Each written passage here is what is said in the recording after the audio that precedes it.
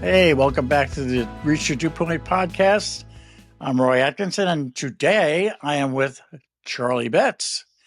Charlie and I have known each other for a long time in a different world, but we're not talking about that stuff today. We're going to talk about a very interesting side of Charlie. Charlie, it's great to see you and good to have you on the podcast. Likewise, Roy. It's terrific to be here. So today we're talking not to Charlie, the IT service management guy or the industry analyst. We're talking to Charles Betz, composer, lyricist, and arranger. And Charlie studied classical and jazz guitar, brass, music theory, and jazz arranging at University of Minnesota and University of North Texas. And Charlie and I have sat over beer at conferences and talked a little bit about music back and forth, having a musical background myself. Nothing quite as serious as Charlie, though. Charlie's got some great projects going on. So I'm just going to dive right in here, Charlie.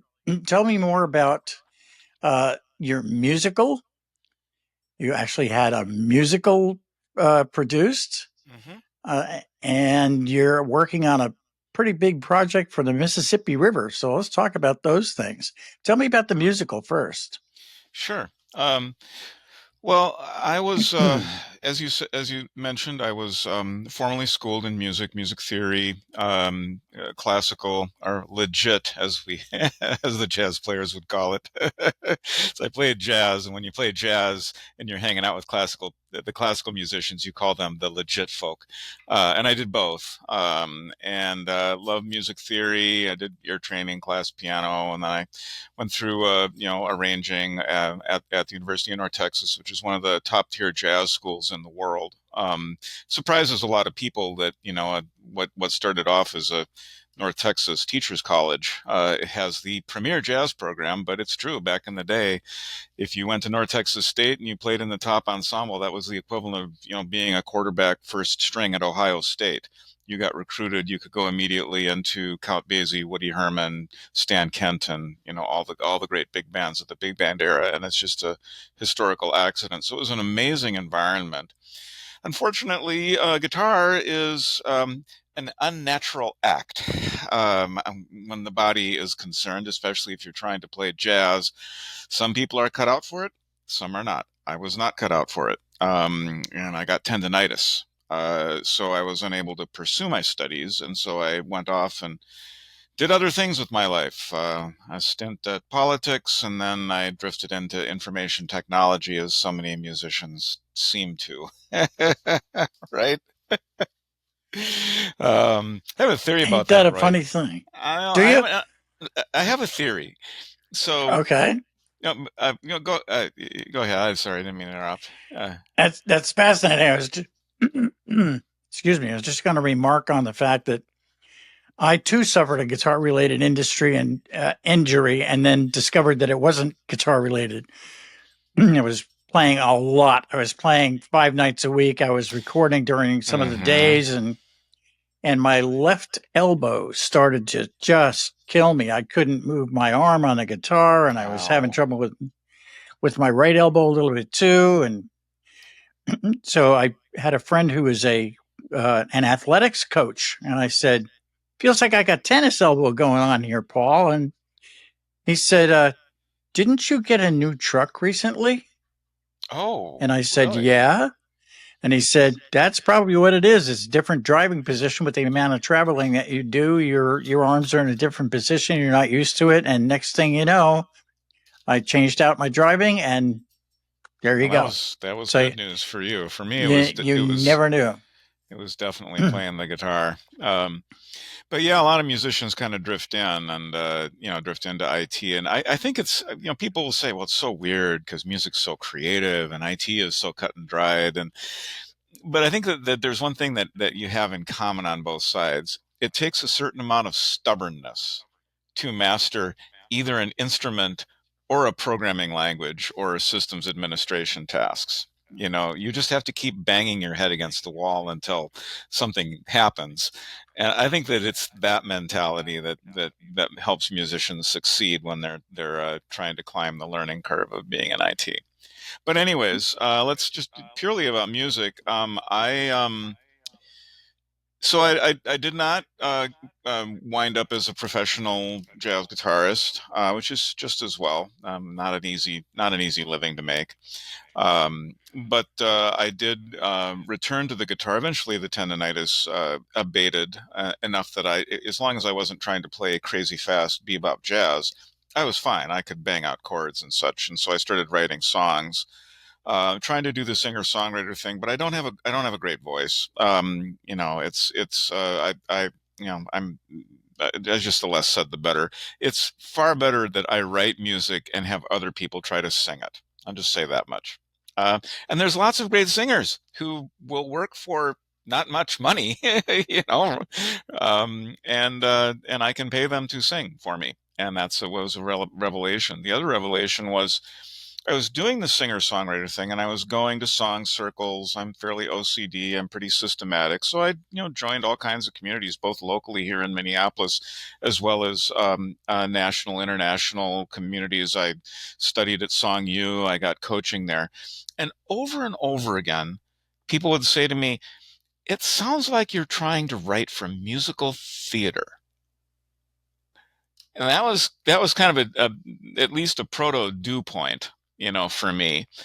And it kind of makes sense because I was brought up on jazz. Where did at least half of the Great American Songbook come from? Broadway. So if you're schooled and you're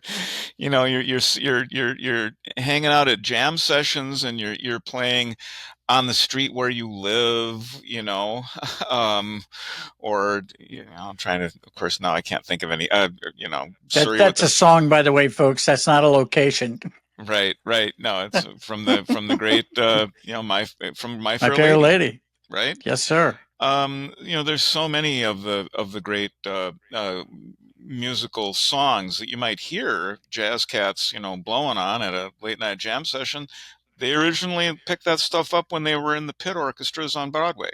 And then they'd go down to 42nd Street and they'd jam out on the stuff that they'd been playing all evening, to the adoring crowds. So it wasn't surprising, having been immersed in that stuff since literally junior high, that when I started to try to write songs, my songs they sounded like musical theater songs. It was kind of in there in the blood.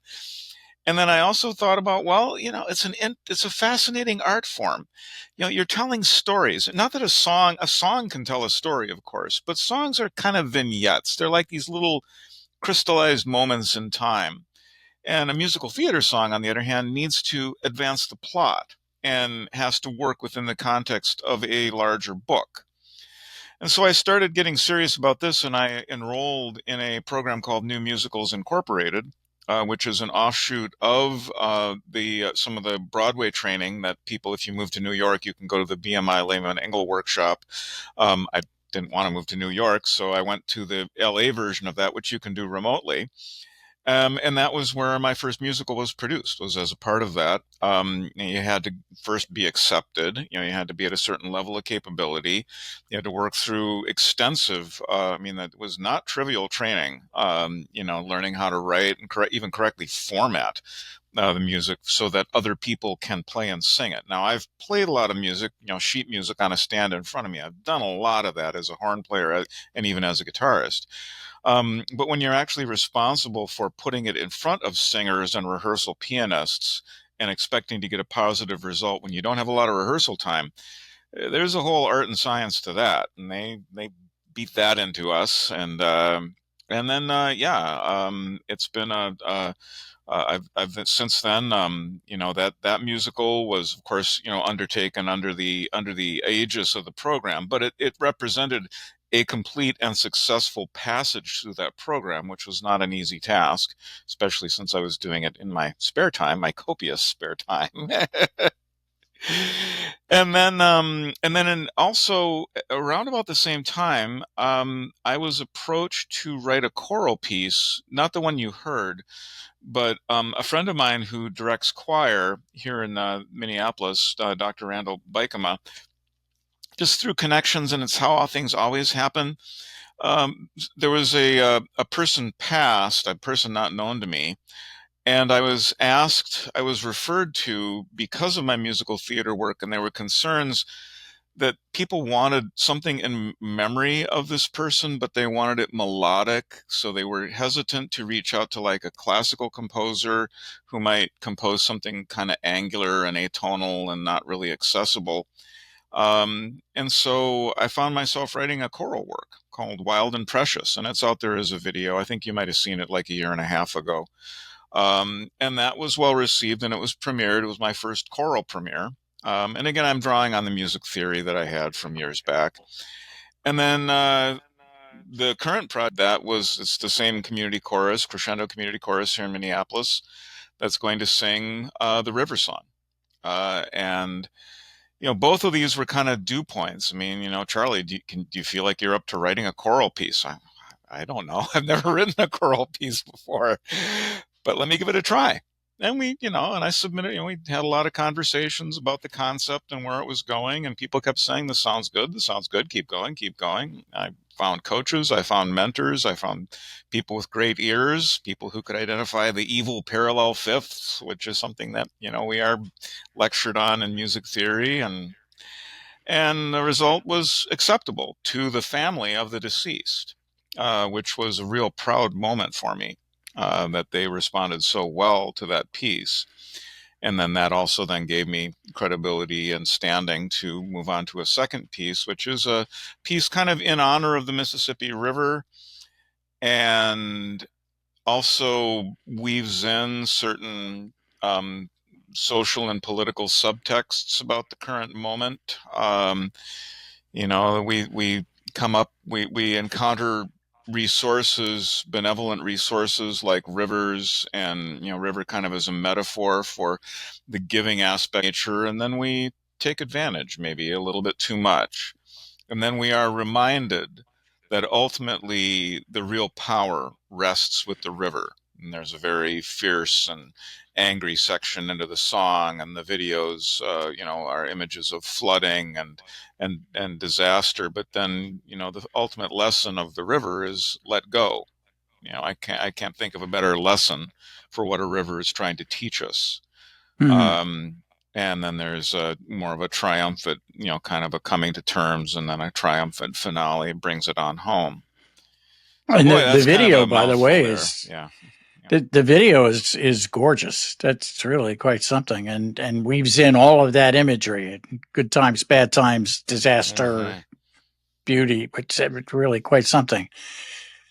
So you obviously had a lot of this going for you as you were, growing up, going through school, all of that Mm-hmm. education and so forth.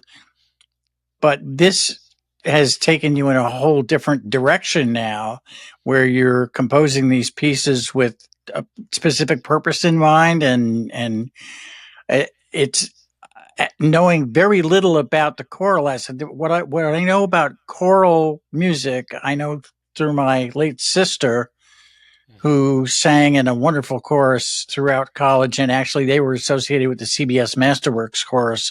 She Oh did some wow. work with them, and she was Oh, I so I she was had a pro. Yeah. the joy of seeing her perform with a joint group, the West Point Glee Club, and the chorus that she belonged to, singing Messiah at Christmas time at West Wow. Point in the chapel. That was absolutely wonderful. That must have been But phenomenal. yes, but so I understand this much of that aspect, but to see that, the actual scores that you've written, and that kind of thing, that you've been sharing over a period of time is pretty amazing. So I IQ the musical. Tell me specifically about that, where the title came from, why Oh, it's sure. called IQ the musical, and Yeah. So that was the 15-minute musical that we completed as kind of the capstone project for the New Musicals Incorporated program. It was just 15 minutes. It was scoped to that. There were 6 musicals presented in Los Angeles. These were staged live with full blocking in a black box theater. It wasn't just a reading. It was actually acted and memorized and rehearsed, and there was a music director there. Um, and The premise of this was something that musical theater is extremely collaborative. There was a book writer, Eric Jones, and a lyricist, Kristen Egan, and myself, the composer. And we had to come up with a theme. And AI had just struck. And so the theme of all of the 15-minute musicals was replaced, which, Interesting. yeah, I think they kind of nailed it. I mean, this is 2023, early 2023. That they decided that would be the theme. So these are artists with their ear to the ground. I mean, because that was before even ChatGPT exploded in late 2023, if my memory serves. Hmm. But there were Yeah. already rumblings. And the idea, of course, was, you do the best you can with 15 minutes, but the idea was that this was a very repressive, authoritarian society where failure to pass the high school final exam had extremely dire consequences, basically indentured servitude, which isn't too far off from reality. But we amped it up. And then there was also the plot line was a widower and his daughter, and the widower introduces a robot in the image of the late girl's mother. Not the best decision, but he meant well. And in 15 minutes, you don't do a lot of nuance.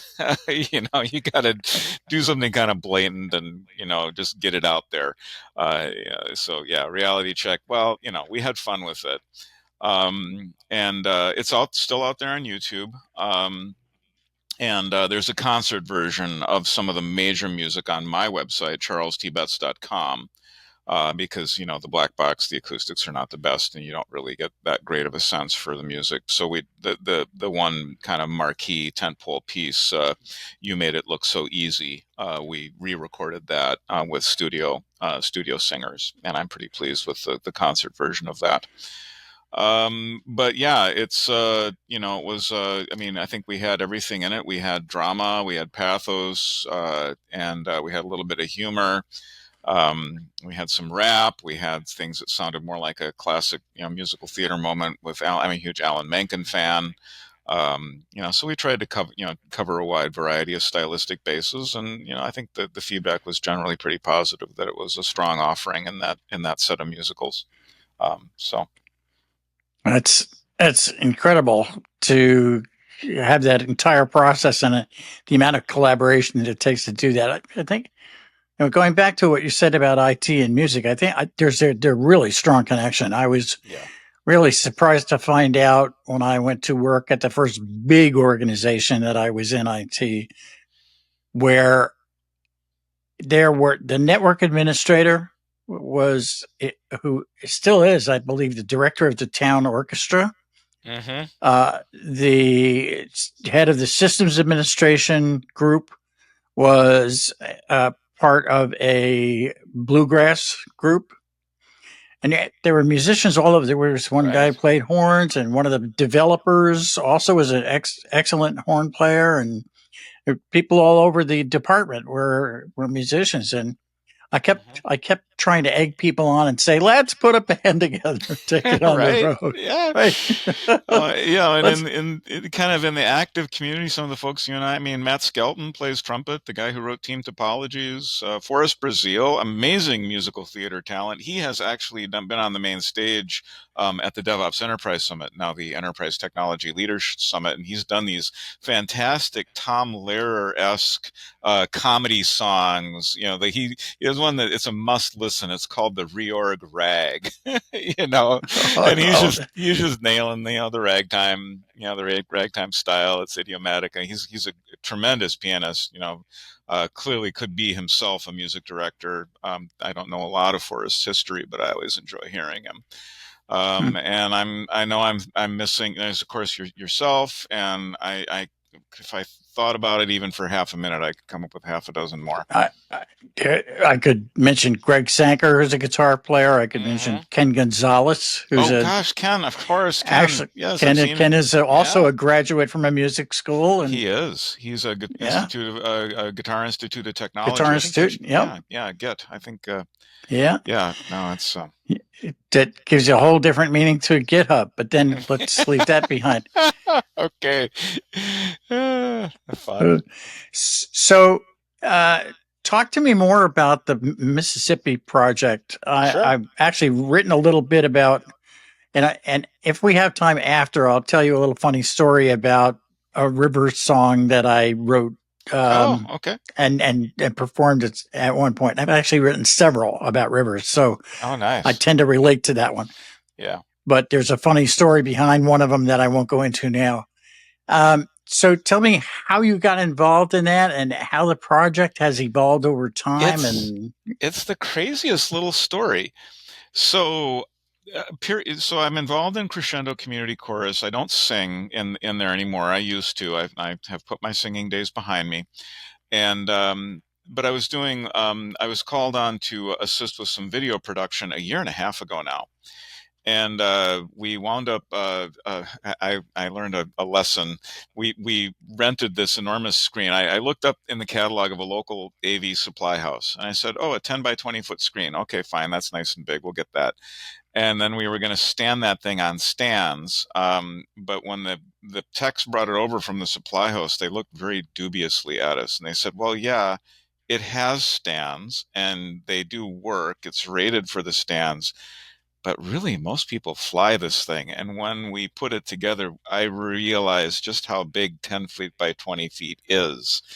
We had to buy extra sandbags, and we were still nervous about that thing. It was something that everybody agreed we were never going to do again. So now, interesting connection. The former Secretary of State of the state of Minnesota, his name is Mark Ritchie. He is married to one of the board members of Crescendo Community Chorus, Nancy Goshat. Um, Mark, I knew who Mark was. He didn't know who I was. And I knew that we had a mutual acquaintance, the executive director of Friends of the Mississippi River, my very good longtime friend since high school, Whitney Clark. So I introduced myself to Mark. We're wrestling with this enormous screen, trying to stay alive. And Mark looked at me and says, "Oh, Whitney," and without missing a beat, just like, I mean, I'm like, "Hi, I know, hey, you don't know me. I know, we have a friend in common." And you're like, "Yeah, Whitney. Hey, you know what? Friends of the Mississippi River and Crescendo Community Chorus should partner together on a concert in honor of the river, November 2023." And I'm like, "Okay, nice meeting you too." But he's a great guy. And somebody said to me later, that's Mark. um, he's an idea guy and also an executor. And so the thing is that's the kind of thing that sticks with you. That was a dew point, And so I was like, well, had lunch with Randy, the choir director. Sure, why not? Had lunch with my friend Whitney. Sure, why not? Got both of them together for lunch. Sure, why not? why not? you know, we need programming ideas, and Friends of the Mississippi River can always use a little bit of extra publicity in these crescendo concerts. I mean, we get 500 people. It is a very well attended choir. And and then I'm like, well, why don't I write a piece? Why not? so so that all came together, and I started working on the piece over Christmas holidays, and just I iterated on it. I worked on it with Randy. Randy's got phenomenal ears. He gave me musical suggestions. Again, these things need to be collaborative. You want people to listen. You want people who will be honest with you and critique when stuff is not working. I'm not a pianist. I invited Franco Holder, who's the main pianist for Crescendo, phenomenal talent. and he helped me, with how to write more effective. I'm always trying to learn how to write more effectively for piano. We got this big Beethoven sound for that river is raging part, and he's like, well, this is what it would sound like if Beethoven were playing it. And I'm like, okay, I'm going to steal that.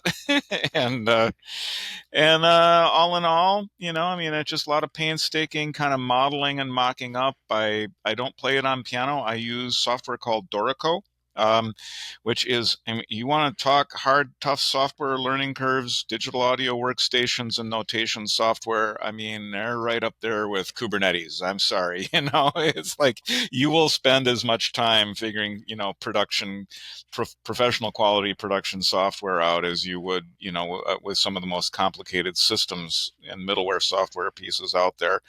Extremely demanding. You got to know what you're doing. But when you have it working well, it's an amazing tool. These are just amazing tools. I use Dorico, I use Logic Audio. I have a lot of different fairly expensive sounds I've acquired over the years that, the British BBC Symphony Orchestra, sampled all the brass and strings and woodwinds and, various pianos and stuff. I use all that. And AI never touches a note that I write. So I don't use AI to write harmony, melody, lyrics. Not interested, not going there. But AI voices are very useful. I still hire singers. I pay for the singers. But the AI voices help you determine in the what I would call even the pre-demo phase, whether or not the prosody, the alignment of the words to the music, whether that's working. The AI can give you a really good sense of that. And I think that there's not harm there. I don't think I'm harming anybody because I could never afford to pay a singer to do 50 takes for me while I'm iterating on a song. And nor am I going to want to try to sing it myself. So I'm not taking money away from anybody. I'm just getting a much higher quality, getting the concept to a much higher level of quality before I actually then go out and hire a professional to sing it for me. Those are all really good points too. And having probably done 50 takes when I got hired to sing a commercial jingle Right? with a couple of other singers that I had never worked with before. That ain't no fun either. So good on you. No, you're getting the money, but it's after a while it's what they would call a drag, man. Yes, exactly. Exactly. So Yeah. you must be getting excited about the Mississippi piece because that's coming up I real am. soon. It's coming up May real 15th, soon. right? Yep. And I'm doing some video, doing the video cues for the concert as well. And yeah, I'll be flying back from New York. Basically, I'm flying out in that day. That flight better not be late. Mm, So yeah. crossing my fingers. But yeah, So it's great. coming Well, up fast. good on you for that. And what's coming up? Do you have anything in sight now that you're going to be Well, working toward afterwards? yeah, I'm working on a real, well, not my 15-minute musical was a real musical, but I'm working on a full length musical. And I have actually connected with a very, very promising young playwright here in Minnesota. The other thing that really was a huge boost for me was getting admitted to the Nautilus Composer Librettist Studio, which actually it's a program at a whole different level. I had to pay to go to NMI for the Nautilus Studio, grant funded, and they pay you to attend. So obviously, you can imagine that a program like that's quite competitive. I gave a pretty loud shriek and whoop when I got the admission letter that I had gotten admitted. And in that program, I met a young playwright who is now actually working a staff position at the Guthrie Theater, which is a highly prestigious institution here in Minneapolis. And we are working on a full-length musical about a woman who has a near-death experience. It is called 5 Minutes on the Low Road. And the Low Road is not a reference to hell or anything. It is a reference to the song Loch Lomond, if you're familiar with that old Scottish I Chestnut, most certainly am. which is not so much Yes, a sir. chestnut anymore. It's one of these songs that got overplayed, 50 years ago. And so now you play it for a young person, and they're like, oh, that's a beautiful melody. I've never heard that before, because everybody got sick of it. But the low road in that song, you may or may not know that the Scottish interpretation of the song is generally that this is two Jacobite prisoners taken captive by the British. One of them is going to be executed, and then the other is going to be released. The one who is executed will take the low road back to Scotland, the road of the spirit. So 5 minutes on the low road is, kind of is meant to evoke that. And whether or not that title remains, who knows? One thing I've learned is that in musical theater, the last thing that you settle on is the title. It's an odd quirk of this kind of creative form. Anyways, it's all good, and I'm super excited. Yeah, the music's great. coming along well, and I'm really glad of this partnership. This guy, he writes, tremendous book. He understands story and script, and got his master's of fine arts and all of that. And so I'm just so grateful to have Josiah Thomas Turner. You will be hearing from this guy, so I'm super excited to be working with Josiah. It's a good name too for the musical world, I think. Yes, I like that. Is. Josiah Thomas Turner. And we're both Does our have a ring middle to it. names are Thomas. It's kind of odd. There you go. Yeah. Well, that's okay. Well, wow. It's a lot going on there, Charlie. And good on you. And so it's refreshing from my perspective to talk about something. You're doing this basically because you love this and you want to learn more of it, and you want to take on a challenge. And do you want to produce something of value that will probably go on after you? And it's refreshing, as opposed to talking about people's work, which is what both of us do most of the time. Yeah. It's I think everybody needs a creative outlet, whether it's writing or painting. My wife writes fanfic.